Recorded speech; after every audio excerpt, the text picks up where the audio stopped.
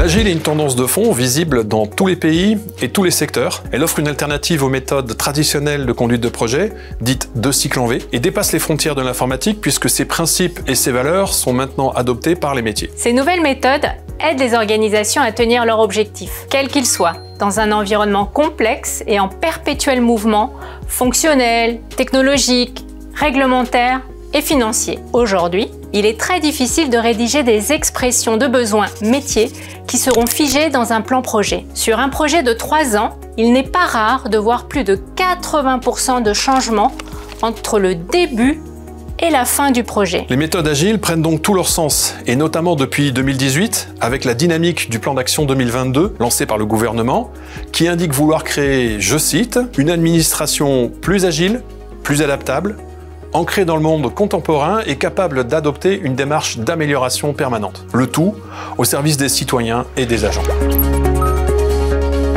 L'approche agile amène des changements importants dans nos manières de faire et de s'organiser, dont il ne faut pas avoir peur. Le premier, c'est le rapprochement des équipes informatiques et des équipes métiers. Elles vont travailler continuellement ensemble pour créer de la valeur en équipe intégrée, malgré des rattachements hiérarchiques différents, mais aussi qu'elles soient internes ou externes à l'organisation. Le deuxième changement concerne le pilotage des projets. En agile, l'engagement porte sur la création de valeur pour l'usager final, sur l'innovation ou encore sur la réactivité et non sur le périmètre fonctionnel prédéterminé à l'avance.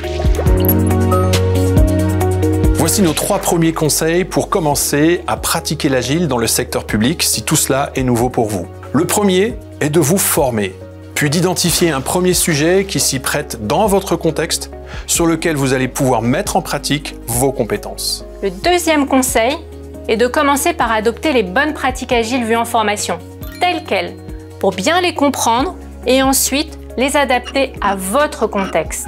Enfin, le troisième conseil concerne la contractualisation agile.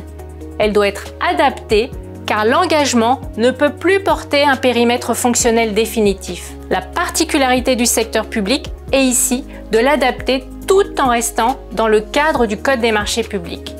Des modèles existent. Une communauté de coachs agiles reconnus répond sur tout le territoire aux besoins spécifiques du secteur public. Nos équipes dédiées adressent vos projets, quelle que soit leur taille, leur configuration et leur maturité. Nous sommes aujourd'hui dans le temps de l'accélération. Les besoins nécessitant de l'agile se font plus nombreux. C'est le moment de vous lancer.